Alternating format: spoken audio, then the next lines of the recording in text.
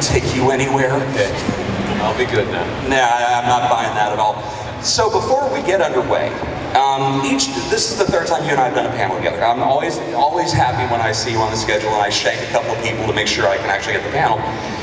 But each time I coerce you into singing. This time, I don't have to do that because you're actually doing that later on tonight. Yeah, and the lead guitarist for my band, Ghost of the Robot, is actually here. Oh. And he's going to play with me. Yay. So I'm going to sound like twice as good as I normally sound.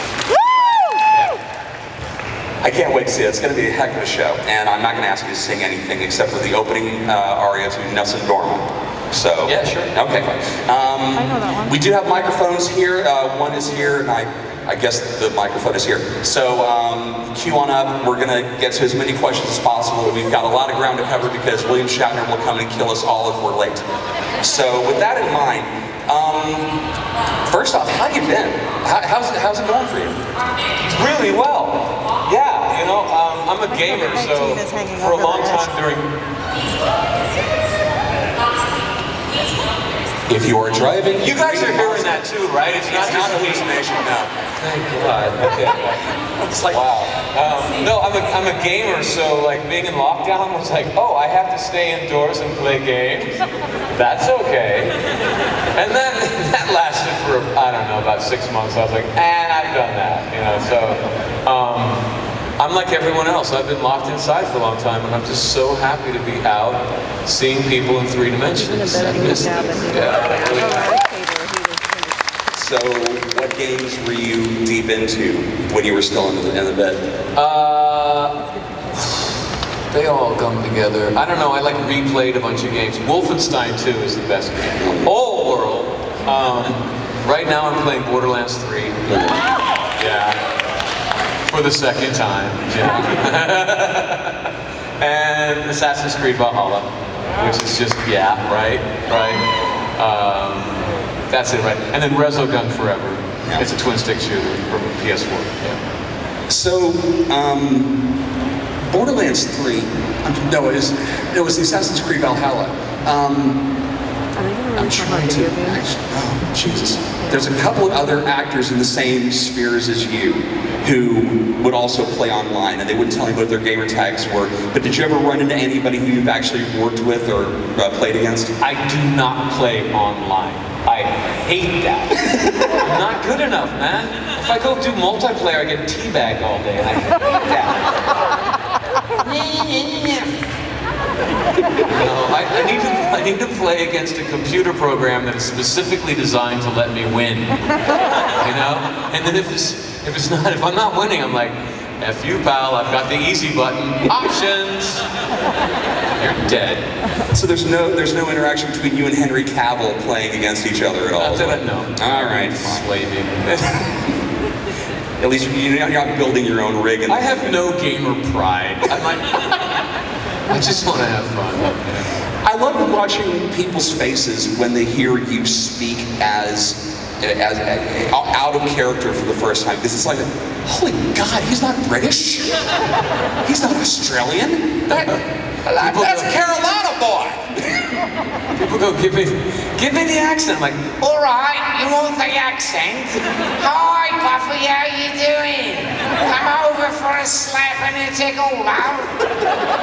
But it's not the same one. No, of course it is. Come here. Do you remember the first time you had to do an accent that wasn't your own on stage or on film? I know it's taken it back a minute. Wow. Not really. No. I mean, like when most people who do stage acting, we all do accents. It's just one of the things that you do. So, like, when I came down to Los Angeles, like, oh, you do accents. I'm like, yeah. I'm like, don't you? You know, because I guess that's just in Hollywood. They usually, if it's a British person, they'll just hire a British person. But in theater, they don't have enough money to do that, so they have to hire an actor that can do a British accent. So I've been doing accents. I mean, I started doing theater when I was in the 4th grade, so I don't really remember when I started. I don't really remember. How long, okay, here's a better one. How long until the accent didn't become an international hate crime? because if you do an accent, like for example, you do an Australian accent, and then it's, "Aye mate, that's not how we sound," and you know, and I just committed a hate crime right now, so we're gonna have Australia going after us for that. But when you were doing Spike on Buffy, did you get any feedback from people who were supposedly from the same area? And was it horrible feedback, or what did they tell you? Well, admittedly, the accent wasn't really that great in the beginning. Some of the directors would say, "Are you Australian?" I'd be like, "Oh God, no, don't be." And then one episode, an American writer had Spike say bullocks, which is British for, I can't even tell you, but and they are in America, so they spelled it Bull-L-L-L-O-C-K-S, bull-locks, and so that's what I said. And then when Tony Head, who's actually British, saw the episode, he comes up to me on the set and he's like, "We don't say it like that, you brat." It's bullocks, say it after me. Bullocks. I'm like, bullocks. No, bullocks. And so he said that I was embarrassing him back home, and that he was going to tutor me whether I wanted to or not. So he tutored me by force for like 6 months. And I mean, seriously, thank you, Tony Head, because that's more than anything why the accent became actually believable to English people. Yeah.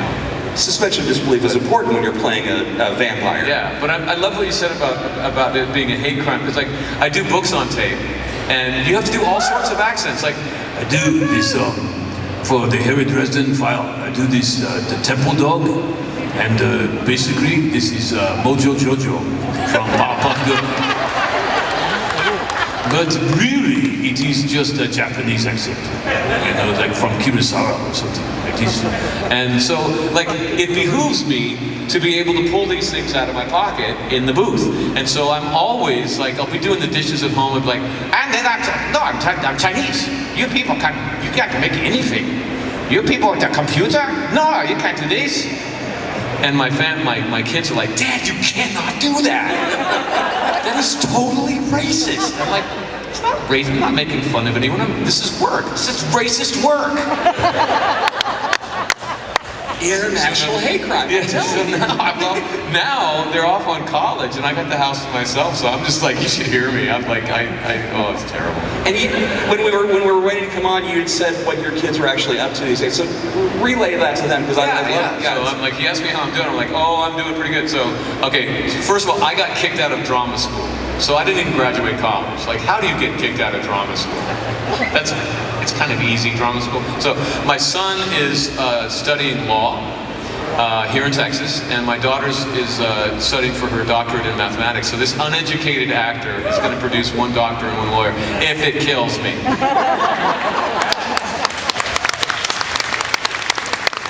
I told them, "You get the grades, I'll find the money." I did not know they were going to get grades like that. I was like, that really worked. Great. That's why he can do more cons. You were just happy you didn't hear, "Dad, we want to follow in your footsteps." No, that's a terrible idea. No, actually, my son is one of the most talented musicians I've ever met in my life. And he came to me and he said, you know, should I go to college for music or something else? And I just said, okay, I'm going to give you the speech that I got when I came out of high school. And there was an actor from the Berkeley Repertory Theater, Shakespearean actor, sat me down and he goes, okay,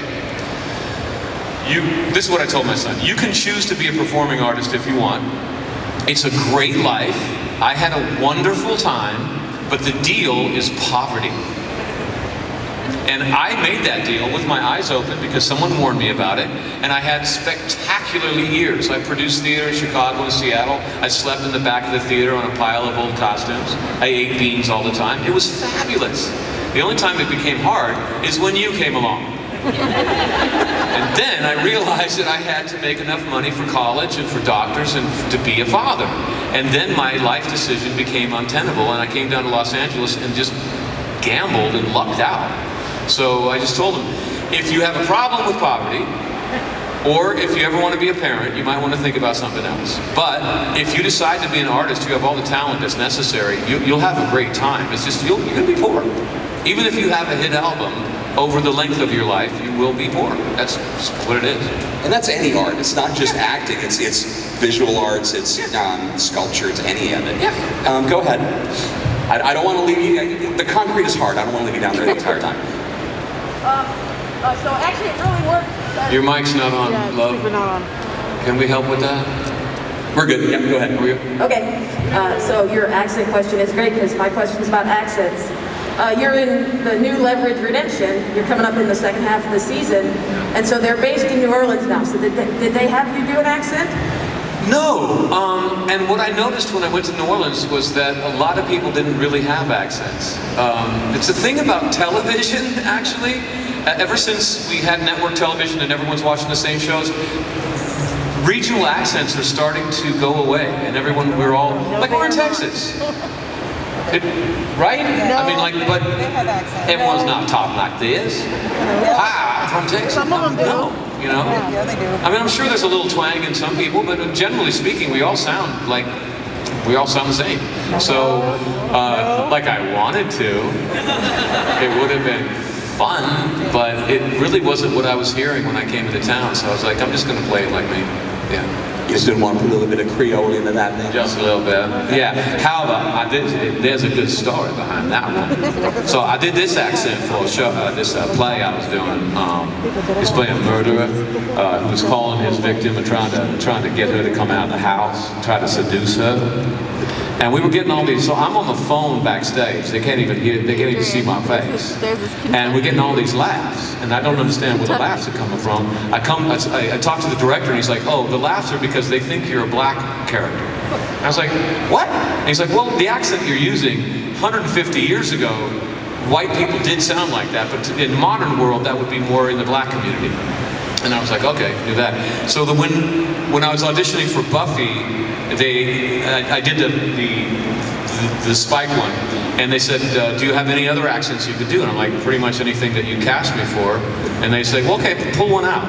And I just thought, oh, that would be a perfect accent for a vampire who's 150 to 200 years old. Maybe he'd sound like this, and it would be kind of sexy. Hi, Drew, how you doing, baby? And they were like, oh, that sounds awesome, but no, we want the punk rock, that's what we want.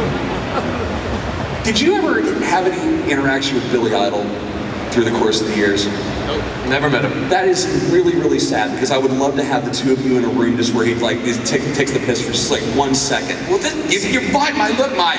Yeah, well, I never could sneer. Like, it's a punk rock thing. Like, all punks sneer. But, you know, like Sid Vicious sneered, everyone did it, but Billy is so famous for it that that's the one thing I could not do. And the thing is, no one talked to me about Billy Idol.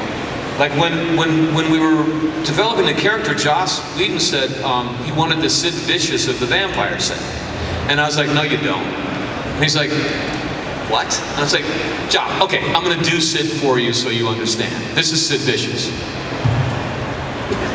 Girls like me because I've got a beautiful face and a lovely figure. Josh, Sid was an idiot. He didn't play on the album. He ruined the tour. He broke up the band. He's not really a Sex Pistol, if you ask me. You want Johnny Rotten, don't you? And he's like, oh, for fuck. Yes. Punk rock, man. So I was like, oh, I'm going to try for Johnny Rotten. So they tried to make my hair black like Johnny Rotten's, but it didn't look very good. And then the makeup department head just goes, I'm so sorry. There's only 2 colors for true punk rock. Like, you know, purple and orange, that's like glam rock. But the real punk rock is either bone white or jet black. And there's only one way. The black ain't working. I'm sorry to say, but we're going to have to bleach you. We only have 2 days before we film, so we're going to bleach you today. And then you're going to wake up tomorrow with like all these wounds on your head, and we're going to bleach you the next day. And then we're going to film you. And that hurt. Yeah. And your hair has just recovered this year. Just this year. You've been doing a lot of work. I dig the hell out of Leverage. I love the original show, and I love what you're doing on Redemption. It's great. What else do you have in the pipeline coming up? This show called Casa Grande, which is an update of Upstairs, Downstairs, which was an English television show about like an English manor where you have like all the rich people hanging out and you have all the servants. And both sides are human beings, but there's a cultural gulf in between them. And in this update, it's in Napa Valley, present day, and all of the rich people are like wine growers and ranchers, and the servants are the Latinos who work the land. And both sides are human, and there's a cultural divide in between them. And so we shot 6 episodes on spec, which is very on spec means no one's picked it up yet. We don't have a distributor for it yet, but they had a really good relationship with Warner Brothers, and they were confident enough that it would be picked up that they just went ahead and shot 6. So I'm assuming that it's going to be seen. And I play a douchebag, a lovable douchebag. And I wheedled my way into the show. I was like a secondary character, and by the end of the shoot, they were like writing scenes where I was talking with the lead more and more, and I was like, I'm doing it again. That's funny if you know the lore of Buffy, because you were supposed to be out in 2 episodes, right? 5. Well, actually, between 5 and 10. Josh said you are definitely going to die. You are just a metaphor for all of the things that one has to overcome in adolescence. So the whole point of the show is that you will die, you will be overcome and killed, and the only reason that I'm not killing you off after 1 episode is because I don't want this to devolve into a Scooby-Doo situation. You know, every episode, all those kids, you know. And so, yeah, I was just trying, initially I was just trying to die in more like 7, 8, or 9 episodes rather than the 5, because I was poor. Yeah. When did you get the call that, okay, we need you to come back in, we need you to re-bleach your hair, because we know we were going to, like, kill you off and leave you for dead, but they love you too much, even though you're really kind of rapey, and we want to bring you back in. So... He did not say I went to full 10 in season 2, and that was it. That was the end. There was nothing else. And they called me back for 1 episode in season 3. Oh no, so the end of season 2, I was like, try to do Buffy the Vampire Slayer without Spike. They're gonna call. I tuned in for season 3, and I met Faith, and I was like, oh, they don't need me at all. And then they had me back for 1 episode. That was fun. I lit myself on fire for that one. That was not fun. But then they booted up Angel, and they lost the Cordelia. So they lost Cordelia because she went over to Angel. So they needed a character to come in and say, Buffy, you're stupid. We're all going to die. And they decided that Spike would work for that, and he didn't. And that's why, like, they couldn't get me in the room to tell Buffy that she was stupid, because I was always on fire, because they were always in the daylight. So I was coming in, you know, the smoking blanket, and everyone knew that just was not going to work long term. And I really thought, they're just going to stake me. It's not working. And they didn't. It's incredible. All the way to the end, man. All the way to the end. Talk a little bit about, okay, so I'm the one responsible for putting the Dragon Ball Evolution slide on the reel. I'm sorry.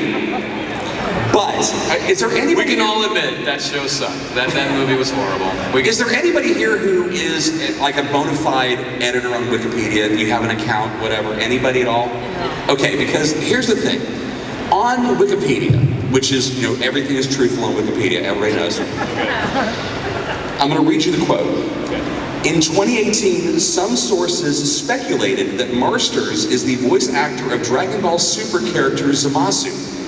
Marsters has yet to provide confirmation as to whether he is involved with Dragon Ball Super as the English voice actor for Zamasu. So, I want an exclusive. I want you here and now to tell me, yes you are, no you aren't, one of the two. This is so sweet, because I didn't admit it publicly so that I could only talk about it at conventions. That was the whole thing. Okay, because I was getting tired of people making fun of me for the movie. You know, they would come through on, you know, for autographs. I'm like, so, what happened with that Dragon Ball movie? I'm like, suck, that's what happened with that movie. And so when I heard about Dragon Ball Super, I'd gotten to know Chris Sabat, who directs all of the voice for Dragon Ball. And I went up to him and I was like, Chris, can I just be like the mailman, just like 5 lines or something that I could just have some redemption for that horrible film? He's like, oh, I don't know, James. Let's have you out to Texas and we'll put you through the paces. And so I came out and to the studio, and he auditioned me for a couple hours, and then ended up giving me Zamasu. And I was like, holy really? But I said, okay, but this is what we got to do. Don't credit me for it, so that you don't pay me for it, so that no one knows, and I can just tell people at conventions, like the super Dragon Ball fans, and that will be kind of tight. He's like, oh, that's brilliant, James. And so he got this little computer program in his phone to mix up the letters in my name for a new name, and he came up with Mr. Easter Jams. And I was like, that's really funny, dude, but that's just, it's too cute by half, because someone's going to figure that out. So I came up with a name that I thought was forgettable but cool at the same time. So I'm credited as David Gray. Right? David Gray, yeah. And people are going up to him after concerts going, did you really do Dragon Ball Super? Yes, I did. There's 5 people who know what I'm talking about with that. Barrowman isn't here, so I can't ask you who's the better kisser on that point between Sarah Michelle Gellar or John Barrowman, and then have that be an embarrassing bit of that. I can't do that, can I? Can I do that thing? I'm offended by it. My God, how can... It only took 25 minutes, that's amazing. Okay. Do you want the answer that you want, or do you want the truth? Yes. Okay, the truth is John's mouth is soft. He moisturized. Now, do you want the truth? Do you want the truth? The truth is, I don't know. Like kissing someone on camera is like doing a stunt. It's a very technical process. You're painting by numbers. You're trying to create a glamorous image, and glamour literally means illusion. So the more glamorous an image is, the further divorced it is from reality, and therefore the harder it is to actually create.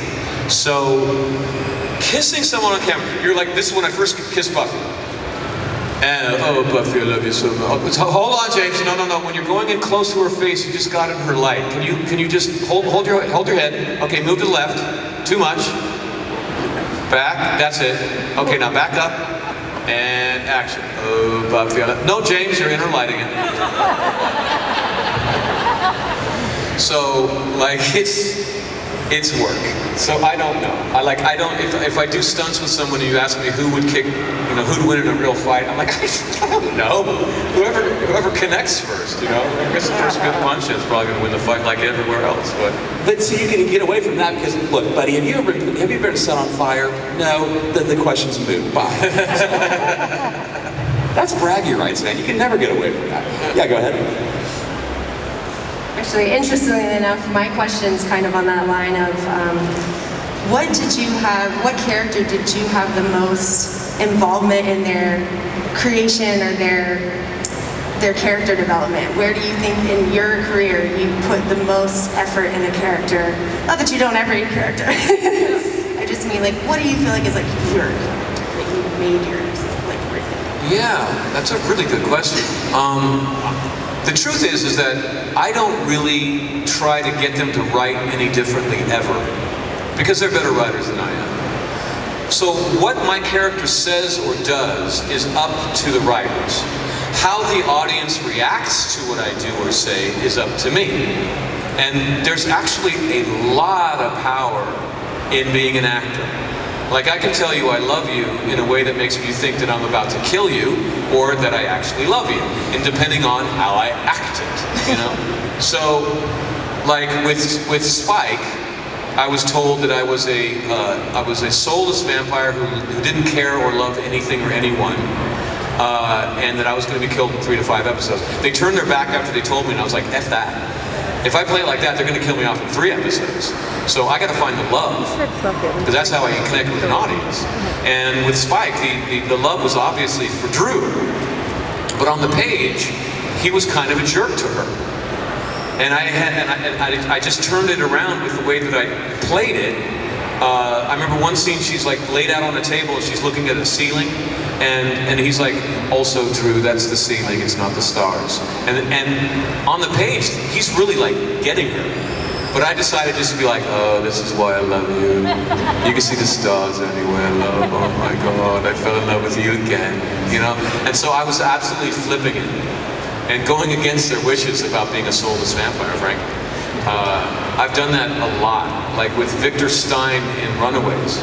I was supposed to die in 7 episodes, and I was like, I'm a douchebag, I admit, this character's a douchebag, I get it, I'm killing people, I'm killing teenagers all the time, but where's the love? It's for my son. And I'm just going to play the heck out of that love for my son so that he becomes like a human being, you know, and then suddenly I'm not, get him off! Yeah. Do you mind if I add on to that question? Sure. To that end, do you really enjoy playing villains because you can make them, because you can give them that motivation that people can kind of learn to understand them, to give them that humanity that, oh, this is a person. Yeah, I like the feeling that I am the only one fighting for this person. That everyone is judging this person, and I'm going to help them see that they're a human being. I don't think, like my favorite writer is Shakespeare, because he's really cool. And in Shakespeare, there's only 2 villains, and all of those, he wrote a lot of plays. And there's only 2 villains. There's Iago in Othello, and there's Richard III. And that's it. And everyone else is just human beings that happen to be hurting each other or helping each other at that time. And that's what I've found in my life. Like I've hurt people for no good reason, for reasons other than self-defense. I've been a villain, and I've helped people when it hurt me, and I've been a hero, and it kind of depends on the day. So I really like to play villains and make them human, because it's just more interesting, I think. Yeah, thank you.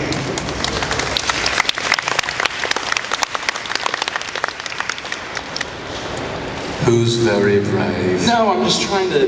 Come on. I'm trying to think. What wasn't Lady Macbeth's suitor a villain? No. Because she killed Macbeth. He killed Macbeth's father to assume the throne. No. Well, no. Lady Macbeth doesn't have a suitor. She's just in love with Macbeth because he's fucking awesome. Fair enough. But that's a good point, because Lady Macbeth is usually played as a man-eating bitch, and she's not. She's just criminal like her husband. And we often play Lady Emma as a bitch, and that makes the play not work, actually. I think of them as like Joe Pesci and Robert De Niro. Like there's one scene where like Macbeth's like, man, I don't think we should kill the king. And she's like, what? Are you a man or a mouse, man? If you're a man, you do it. What's wrong with you? And they always say, well, that makes her a bitch.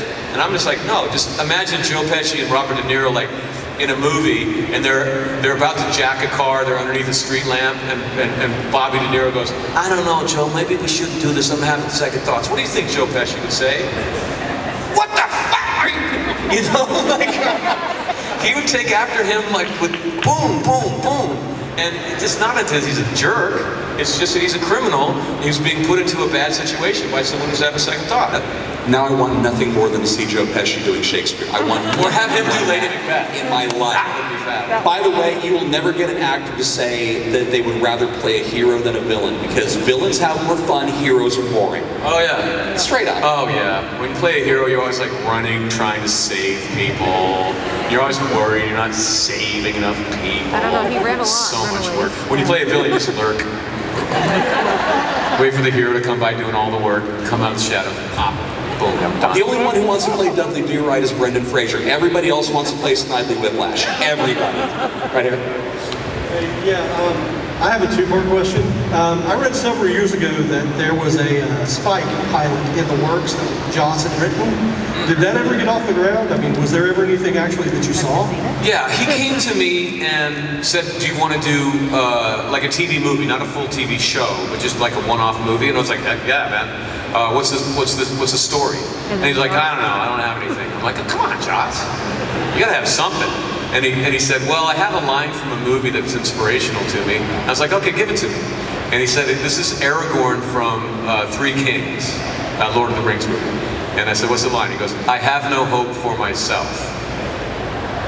I was like, Josh, that's just dark. Come on, man. Like, really? And he's like, well, what do you have? And I said, well, give me a couple days. And then I came and I wrote a story that later became a comic book called Into the Light. And my idea was that, like, how do you do Spike having a soul without retreading Angel? It's the problem. And I thought, well, if Angel is a mythic character and he's always thinking about his soul in a mansion with a port wine and a fireplace and all that stuff, Spike should be just the opposite. He should not be able to kill anybody for lunch. He can't rob anybody for clothes. He can't steal to get a place to live, but he's not going to get a job. So he should be homeless and starving to death, basically, you know? He should be really on the outs.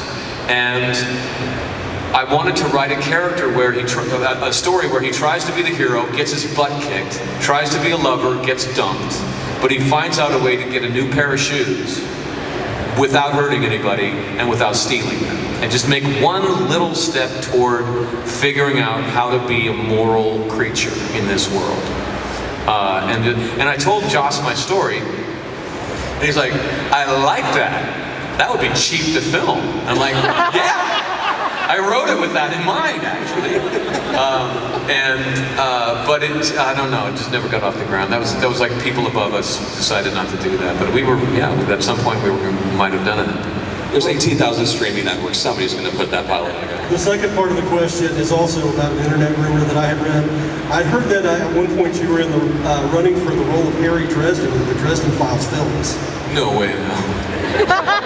I'm not 6'5". Like, 6'9". if Peter Jackson were directing it and he could do to me what he did to Ian McKellen, you know, like, cast a bunch of very short people in all of the other roles. Maybe. But that's pretty expensive. No, I'm afraid not. I wish. They make lifts for... Tom Cruise does not look 5'7" on camera. I'm just going to tell you that right now. No, he doesn't. But Harry's 5. He doesn't look 6'5" either. No. So, going off the Dresden thing, what's your relationship like with Jim Butcher? Can you give us a preview of what's going on with Dresden in the next book? Thank you. I don't know Jim. I know Jim as much as you do, which is to say I know a lot about him because of the writing. I've only met him once. I met him at a convention once. He seemed like a great guy. I asked him, why the hell did you choose me to do the books? He's like, oh, I thought you were great on Buffy. You know? I'm like, dude, I've never done one of those before. It takes a specific kind of actor to do it, you know? He's like, well, you worked out. I'm like, well, thank you. But there is a funny story, though. So, Jim uses the word little on every page. He never says tiny, minuscule, never uses that word. It's always little, which is hard for me to say. And so, there was a point where the little was coming up a whole lot, and I just stopped recording. I was like, okay, keep rolling. I've got a note for Jim Butcher. This is from James Marsters. Jim, you are a very good writer. There's lots of words, Jim. There's a whole pantheon of words. Let's explore some of them. Minuscule, tiny, diminutive. Let's stop with small. Why do you stop with little? What do you do?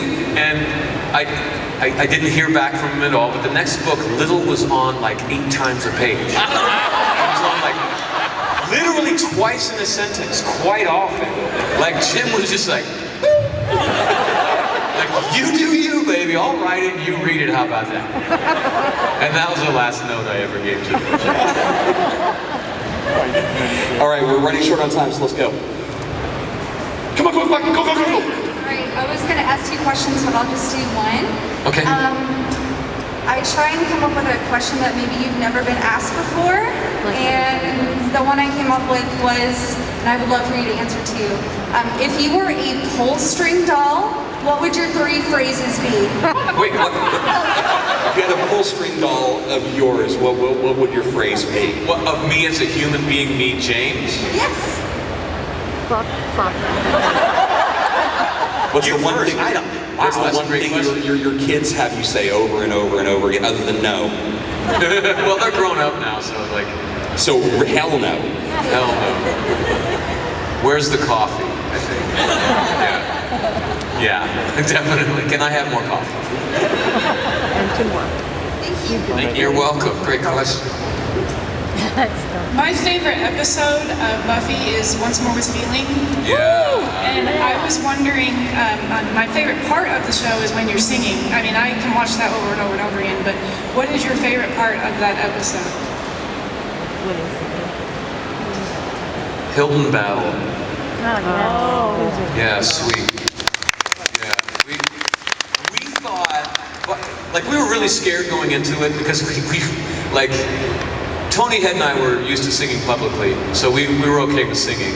The rest of the cast were like, I don't do that, Joss. Like, Sarah asked to juggle chainsaws instead of having to sing. Like, literally, that's safer for me to do for my career. But by the time we were like halfway through filming, it was going very well. And I think that we all understood that it was actually going to be a good episode. Whether or not it went over well, I thought we were going to, be proud of it. And then by the end of filming, we were like, we are damn good at this. Damn, we're good. And then at the very end, Hilton Battle came in and showed us how to do it. And we were all like lined up, and then, in the scene, we're all watching him. And Hilton lays out that whole thing in 2 takes, and all of us are just looking sideways while going, oh shit. That's all you do? Wow. Oh no. We were all just like suddenly very nervous again. So yeah, he was. Well, it turned out great. So. Yeah, it really did. Yeah. Hit me. Okay, I love Buffy and I resonate with all of her episodes and just connect with them. What episode did you connect most with filming? Everyone. So like. That's my answer. I know.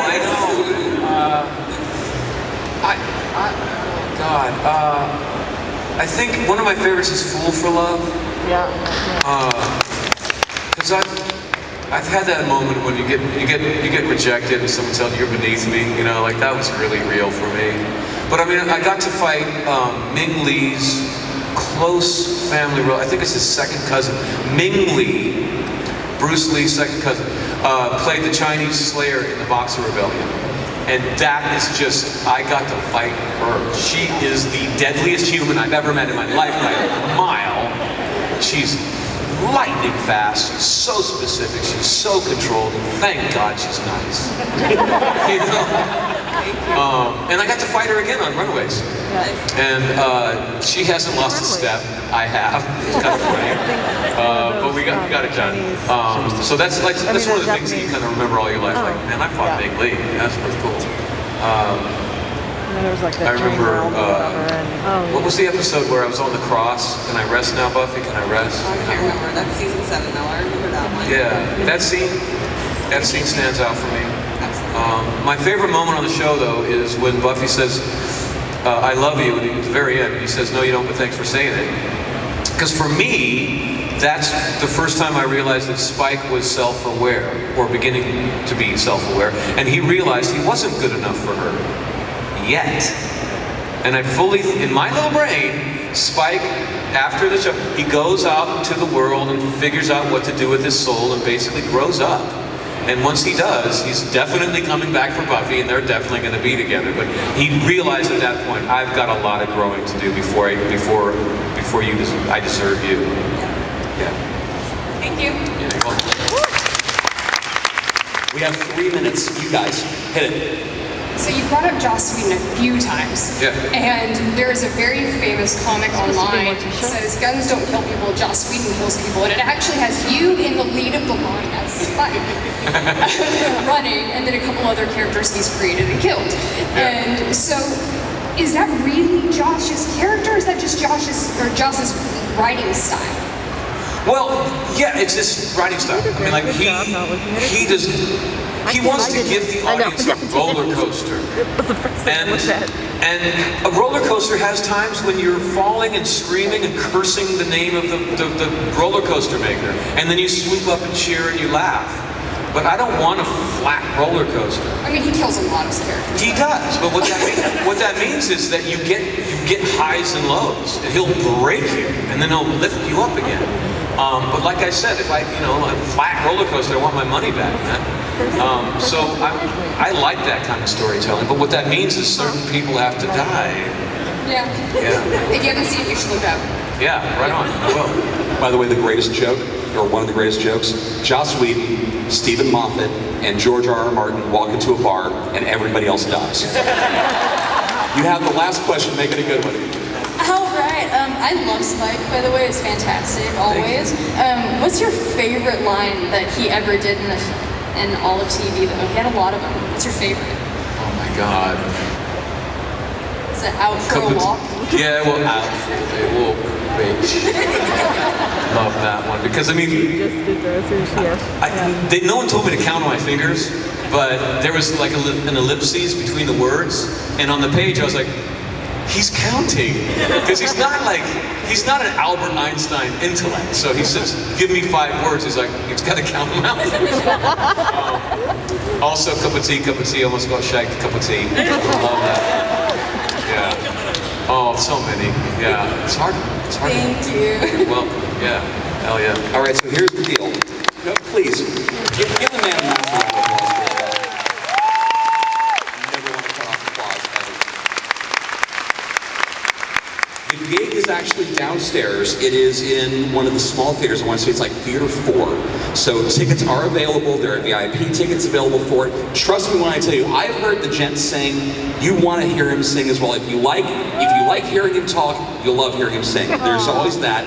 I can't wait to see his performance tonight because it's an I mean, I've seen you in a bar performing it, and that was a stellar bit in of itself. But this is in a really intimate little space. It's going to be really fun to see you and your guitarist work this out. It's going to be wonderful. It's going to be actually really, really good. Yeah. Come if you want to hear good music. Seriously. Give it up for Chase Marsters, kids!